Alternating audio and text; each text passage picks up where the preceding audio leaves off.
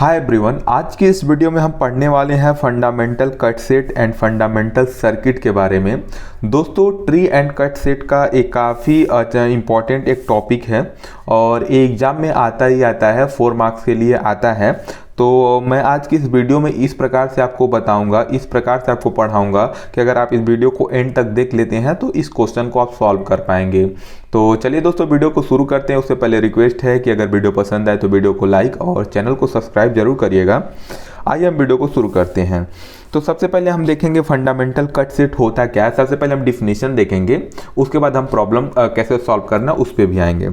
तो देखिए, fundamental cut set का डिफिनेशन क्या होता है। It is a cut set of graph G which contain exactly one branch and other chords. तो यहाँ पे क्या होता है, फंडामेंटल कट सेट में एक ब्रांच आता है और सब कॉर्ड्स आते हैं। मुझे पता है कि आपको ब्रांच कॉर्ड्स कुछ नहीं पता, बस आप सुनते जाइए मेरे बात को। मैं आपको विश्वास दिलाता हूँ कि इस वीडियो को एंड होते होते आपको सब कुछ समझ में आ जाएगा और प्रॉब्लम को आप सॉल्व कर पाएंगे। बस मैं आपको एकदम बेसिक से समझाऊंगा, आप बने रहिए वीडियो में, ठीक है। और उसी प्रकार से फंडामेंटल सर्किट क्या होता है। A circuit in a graph G is called fundamental circuit if it has exactly one chord and remaining are branches. ठीक है, तो यहाँ पे अभी मेरे को पता आपको कुछ नहीं समझ में आया होगा। हम सबसे पहले बात करेंगे कि कॉर्ड्स क्या होते हैं और हमारा ब्रांच क्या होता है। ठीक है, तो देखिए आपको क्वेश्चन कैसे दिया जाएगा। यहाँ पे आपको पेपर में क्वेश्चन इस प्रकार से दिया जाएगा, जिसमें एक ग्राफ बना के दिया जाएगा और दूसरा एक स्पैनिंग ट्री दिया जाएगा। ठीक है, इसी ग्राफ का स्पैनिंग ट्री होता है। अब इसमें आपको क्या करना होता है ना, देखिए यहाँ पे आप देखिए यहाँ पे कौन कौन सी एजेस हैं। E1, E2, E3, E4, E5, E6, E7, E8, 9, 10, 11, 12, 13। अब इस ग्राफ में देखिए, इस ग्राफ में E2 है बट E1 नहीं है। मतलब कहने का तात्पर्य ये है कि इसमें कुछ कुछ एजेस मिसिंग हैं। जैसे E1 मिसिंग है, E3 मिसिंग है, E6 मिसिंग है, E7 मिसिंग है। ठीक है, तो यहाँ पे कुछ कुछ एजेस मिसिंग हैं। तो जो इस ग्राफ में एजेस मिसिंग हैं उसको हम बोलते हैं कॉर्ड्स, और जो एजेस प्रेजेंट है उसको हम बोलते हैं ब्रांच। जैसे देखिए इसमें E2 है, इसमें भी E2 है, तो हम इस E2 को ब्रांच बोल सकते हैं, E7 को ब्रांच बोल सकते हैं, E4 को ब्रांच बोल सकते हैं, E5 को ब्रांच बोल सकते हैं, E12 को ब्रांच बोल सकते हैं, E13 को ब्रांच बोल सकते हैं, E10 को ब्रांच बोल सकते हैं। यहाँ पे जो एजेस अब्सेंट हैं, जैसे E1, तो हम E1 को कॉर्ड्स बोलेंगे, E6 को कॉर्ड्स बोलेंगे, E8 को कॉर्ड्स बोलेंगे। इसी प्रकार से जो भी यहाँ पे एजेस मिसिंग है ना, हम उसको कॉर्ड्स बोलते हैं। ठीक है, इतना आई होप आपको समझ में आ गया होगा। तो अब चलिए क्वेश्चन को कैसे सॉल्व करना होता है वो मैं आपको बताता हूँ। तो जैसे आपको एक क्वेश्चन दिया जाएगा और बोला जाएगा कि आप इसका फंडामेंटल कट सेट निकालो और इसका फंडामेंटल सर्किट सेट निकालो। तो आपको कैसे निकालना है, काफ़ी आसान होता है सॉल्व करना। मैं इधर आपको सॉल्व करके दिखाता हूँ। तो सबसे पहले आपको क्या करना होता है ना, यहाँ पे आपको लिखना होता है, ऐसे बनाना होता है, मैं बताता हूँ। आपको इधर लिखना होता है ब्रांचेस। ठीक है, अभी हम फंडामेंटल कट सेट की बात कर रहे हैं। ठीक है, तो फंडामेंटल कट सेट हम ऊपर यहाँ पे डाल देता हूँ, फंडामेंटल कट सेट। तो यहाँ पे हम लिखते हैं ब्रांचेस और इधर हम लिखते हैं फंडामेंटल कट सेट। ठीक है, अब यहाँ पे जो जो इस ग्राफ में ब्रांचेस दिख रही ना, जो जो ब्रांचेस दिख रही हैं उसको आपको लिख लेना है। तो यहाँ पे हमारी कौन कौन सी ब्रांच है, E2 है, देन E4 है, देन E5 है, देन E10 है, देन E12 है, देन E13 है। ठीक है, यहाँ पे देख सकते हो 1 2 3 4 5 6 7, 1 2 3 4 5 6, एक मिसिंग है और मिसिंग कौन सी है, E7। देखिए यहाँ पे E7 मेरा छूट गया था, तो मैं नीचे लिख लेता हूँ, कहीं भी आप लिख सकते हैं। ठीक है, सभी आनी चाहिए। अब इसका फंडामेंटल कट सेट आपको लिखना है हर एक ब्रांचेस का। ठीक है, अब कैसे लिखना होता है वो मैं बताता हूँ। अब जैसा कि आप नाम ही देख रहे हैं, लिखा फंडामेंटल कट सेट। तो फंडामेंटल कट सेट का मतलब है कि इस ग्राफ को आपको इस प्रकार से कट करना है कि वो एक डिसजॉइंट ग्राफ बन जाए। क्या है मैं बताता हूँ, अभी आप ध्यान से सुनिए। आपको क्या करना है, जो आपका स्पैनिंग ट्री है ना उसको आपको लेना है और यहाँ पे जो ब्रांचेस मिसिंग है ना उसको पेंसिल से आपको डॉटेड लाइन में ड्रा करना है। जैसे मैं इसको ड्रॉ करता हूँ, देखिए ये हमारा E1 है और इस प्रकार से ए वाला जो मिसिंग है उसको लिखेंगे E3। आफ्टर दैट कौन सा मिसिंग है, ए वाला मिसिंग है, इसका क्या नाम है E6। आफ्टर दैट ये वाली हमारी मिसिंग है तो हम इसको लिखेंगे E8, और उसके बाद कौन सी मिसिंग है, ए वाली, तो हम इसको लिखेंगे E9, और उसके बाद ए वाली मिसिंग है ना, तो हम इधर लिखेंगे E11। देखिए आपको इसको इसी प्रकार से पेंसिल से डॉटेड लाइन में ड्रॉ कर लेना। क्यों करना है, आपको समझ में आएगा चीज़ें। अब मैं एक चीज़ आपको बता देता हूँ, कनेक्टेड ग्राफ क्या होते हैं और डिसकनेक्टेड ग्राफ क्या होते हैं। तो यहाँ पे देखिए, ध्यान से देखिएगा, जैसे मान लीजिए मैं आपको एक ग्राफ दूँ ऐसे कुछ करके, तो ये पूरा एक ग्राफ है, मतलब एक कनेक्टेड ग्राफ है, ठीक है। अभी अगर हम इसको बीच में से ऐसे कट कर दूं तो ये डिसकनेक्टेड ग्राफ बन जाएगा, कुछ इस प्रकार से दो अलग अलग ग्राफ बन जाएगा। तो ये हमारा कनेक्टेड ग्राफ था, ठीक है, और नीचे वाला हमारा क्या बना, ये डिसकनेक्टेड बन गया, डिसकनेक्टेड ग्राफ बन गया। अब जिस एज को हम कट करते हैं ना, वो एज हट जाती है, उसको हम समझ लीजिए रिमूव कर देते हैं। तो यहाँ पे रिमूव कर दिए तो हमारी दो अलग अलग ग्राफ बन गया, मतलब दो डिसकनेक्टेड ग्राफ बन गए।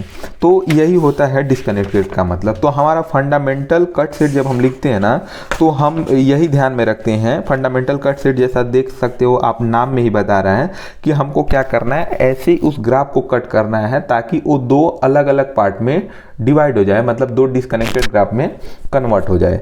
तो अब देखिए आपको क्या करना है। एक चीज मैंने आपको जो बताया था शुरू में, डिफिनेशन क्या बताया था फंडामेंटल कट सेट का, it is a cut set of graph G which contain exactly one branch and other cord.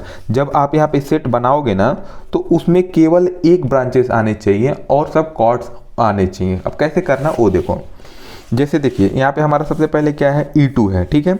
E2 branch के लिए हम कट सेट लिखने जा रहे हैं। तो यहाँ पे देखिए E2 कहाँ लिखा है, यहाँ पे E2 इधर बना है, ठीक है। अब हमको E2 को लेते हुए इस ग्राफ को इस प्रकार से कट करना है कि एक ग्राफ दो डिसकनेक्टेड ग्राफ में डिवाइड हो जाए, और जब हमको इस प्रकार से कट करना है कि केवल एक ही यहाँ पे ब्रांच आए और सब कॉर्ड्स आए। ध्यान रखिए, अभी समझ में आएगा, बस देखिए। जैसे मेरे को मान लीजिए डिसकनेक्टेड ग्राफ बनाना है, तो हम कैसे कट कर दूंगा इसको, कुछ इस प्रकार से कट करूंगा, ठीक है। अब इस प्रकार से कट किया तो इसमें कौन कौन से एजेस हैं, देखिए। एक तो हमारा आया E1, सेकेंड हमारा E2 आया, और थर्ड हमारा E3 आया। आप ऐसे भी लिख सकते हैं E3, E2, E1, ऐसे भी लिख सकते हैं। जैसे मान लीजिए मैंने ऐसे कट किया, तो E3 को कट किया, E2 को कट किया, E1 को कट किया, तो ये हमारा डिसकनेक्टेड ग्राफ बन गया। कैसे बना मैं दिखाता हूँ, देखिए मैं यहाँ पे इरेज करता हूँ। जैसे कट करने का मतलब क्या है, इरेज यहाँ से वो एज को रिमूव करना। तो जैसे अब मैंने यहाँ पे कट कर दिया है ना, तो कट करने का मतलब रिमूव हो गया है। अभी देखिए इसको भी मैंने पेन से ड्रॉ किया ना, तो इसको भी समझिए कि रिमूव हो गया। तो रिमूव हो गया है तो कैसे हो गया, देखिए ये आपका एक इधर एक वर्टेक्स बचा है और एक इधर ग्राफ बच गया। इधर देखिए मैं इसको छुपा लेता हूँ, तो आपको क्या दिखेगा, ये दो ग्राफ दिखेगा ना, एक इधर ग्राफ दिखेगा और यहाँ पे एक वर्टेक्स दिखेगा। तो इसका मतलब ये डिसकनेक्टेड ग्राफ बन गया, मतलब जो हमको बनाना था वो बन गया। तो इस प्रकार से आपको करना है। मैं अभी फिर से इसको यहाँ पे ज्वाइन कर देता हूँ जिससे आपको समझ में आ सके आगे, ठीक है। तो ये हमारा E1 था और ये हमारा E3 था। अब देखिए हमने ब्रांच E2 के लिए कुछ इस प्रकार से कट किया। अब इसी प्रकार से हम E4 के लिए भी कट करेंगे। एक चीज़ यहाँ पे देखिए, आप वेरीफाई कर सकते हैं, जब हमने E2 के लिए यहाँ पे कट सेट लिखा तो यहाँ पे केवल E2 एक हमारा ब्रांच आ रहा है और E1 और E3 कॉर्ड्स आ रहे हैं। कैसे, देखिए यहाँ पे देखिए E2 हमारा ब्रांच है, जैसा कि मैंने आपको बताया था। ब्रांच क्या होते हैं, जो इस ग्राफ में प्रेजेंट है उसको हम ब्रांच बोलते हैं, और जो मिसिंग है उसको हम कॉर्ड्स बोलते हैं। तो देखिए जब हमने सेट लिखा तो इसमें E2 आया और E1 और E3 आया। तो E1 और E3 हमारे कॉर्ड है और एक ही हमारा केवल ब्रांच है जो E2 है। तो हमारा डिफिनेशन भी वेरीफाई हो रहा है, ठीक है। अब सेकंड हमारा कौन सा ब्रांच है, E4। तो अब हम E4 को लेते हुए कुछ इस प्रकार से ग्राफ को कट करेंगे ताकि वो डिसकनेक्टेड ग्राफ बन जाए। तो डिसकनेक्टेड ग्राफ बनाने के लिए हमको कैसे कट करना पड़ेगा, हम यहाँ से शुरू करेंगे E1 से, फिर E4 पे आएंगे, फिर E6 को कट कर देंगे, तो हमारा ये डिसकनेक्टेड ग्राफ बन जाएगा। तो हम यहाँ पे लिखेंगे E1, E4, E6, सिंपल, ये हमारा बन गया। अब इसी प्रकार से हम E5 के लिए करेंगे। E5 किधर है, तो E5 आप देख सकते हो इधर है। तो हमको इस प्रकार से कट करना है E5 को लेते हुए कि ये डिसकनेक्टेड ग्राफ बन जाए। तो हम कुछ इस प्रकार से कट कर देंगे, ठीक है। तो यहाँ पे हमने कट कर दिया। तो यहाँ पे कौन कौन से एजेस कट हुए, E3, E5, E8, इसी प्रकार से E10 के लिए कर देना है, E10 हमारा इधर है तो E10 के लिए करना है। तो E10 के लिए हम कैसे कट कर पाएंगे, यहाँ से नीचे से ऐसे शुरू करेंगे और ऐसे कट कर देंगे। हमारा E10 के लिए क्या हो जाएगा, हम यहाँ पे लिखते हैं E10 के लिए हमारा आएगा E11, फिर E10, देन E9 ये हमारा हो गया। इसी प्रकार से हम E12 के लिए लिख देंगे। अब E12 के लिए कैसे, अब देखिए यहाँ पे आप पेंसिल से ऐसे बार बार बनाइएगा मत, नहीं तो फिर आपको गंदा दिखेगा, या फिर अगर आप बना रहे हैं तो इरेज कर दीजिएगा, नहीं तो आप थोड़ा कंफ्यूज होंगे। ठीक है, जैसे ये मैं बना लेता, इसको मैं इरेज करके फिर से ग्राफ को सही से बना लेता हूँ। ठीक है, क्योंकि अभी E12 के लिए मैं अगर बनाऊंगा तो आप कंफ्यूज हो जाएंगे, तो आप ध्यान से बनाइएगा, मतलब हल्के पेंसिल से बनाइए, फिर बना के जैसे आप यहाँ पे लिख ले रहे हैं फिर उसको इरेज कर दीजिए। ठीक है, अब हमको E12 के लिए लिखना है। देखिए E12 के लिए तो E12 हमारा एज इधर है, तो हमको इसको इस प्रकार से कट करना है कि डिसजॉइंट ग्राफ बन जाए। तो हम कुछ इस प्रकार से इसको कट कर देंगे, यानी कि हमारा कौन कौन सा एजेस आएगा, E12 आएगा और E9 आएगा। इसी प्रकार से E13 हमारा इधर है, तो E13 के लिए हम कट कर देंगे। तो कौन कौन सा एजेस आ रहे हैं, E13 और E11, ये 11 है। ठीक है, ये 11 मैं यहाँ पे बना देता हूँ। ठीक है, इसी प्रकार से E7 के लिए हमको लिखना है। तो E7 किधर है, देखिए इधर है, तो हमको कुछ ग्राफ को इस प्रकार से कट करना पड़ेगा ताकि ये डिसजॉइंट ग्राफ में बन जाए।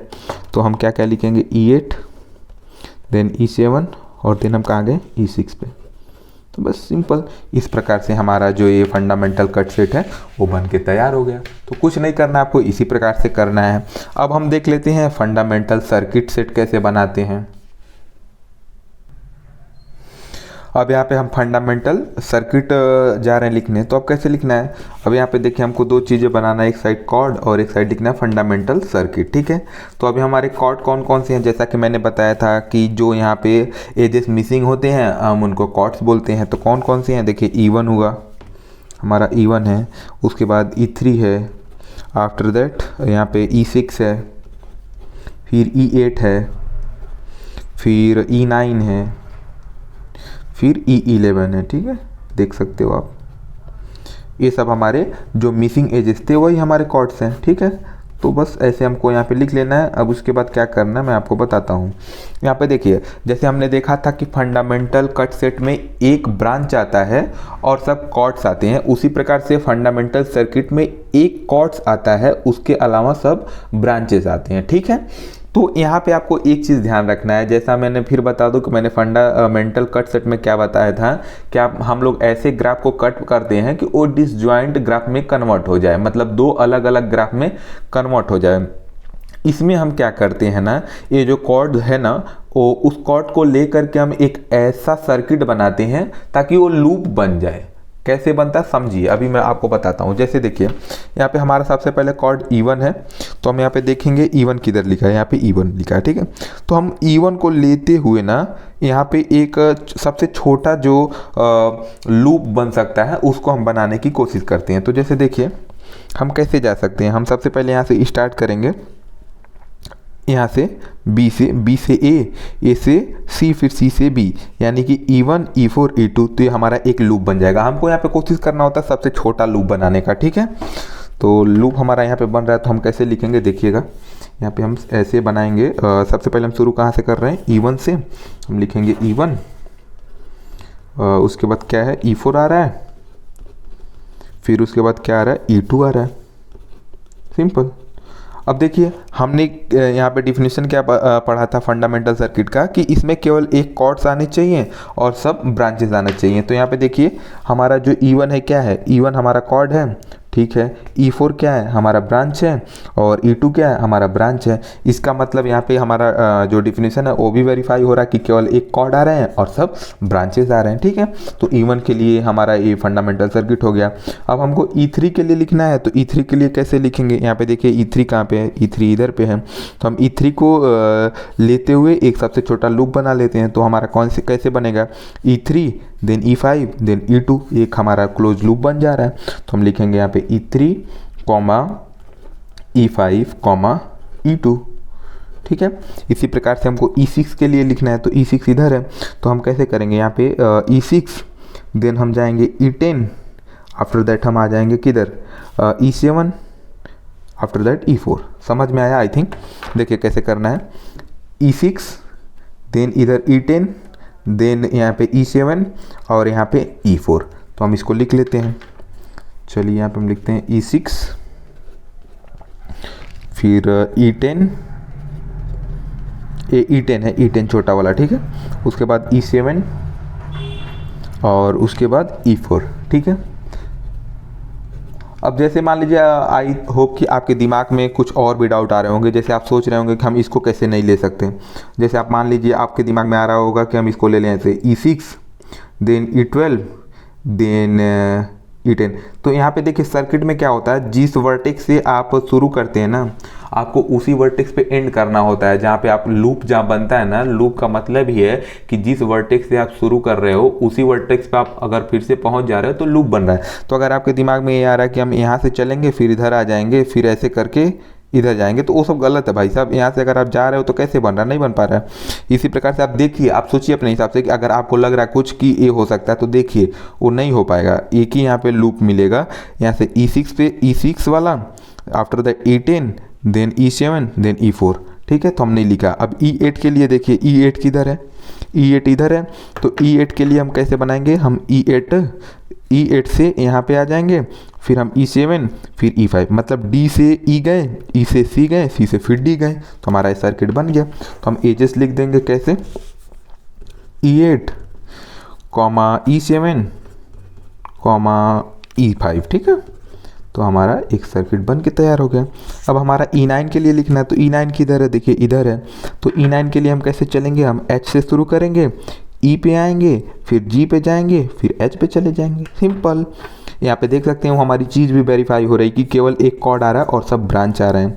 हम लिखेंगे E9, then E10, then E12, simple.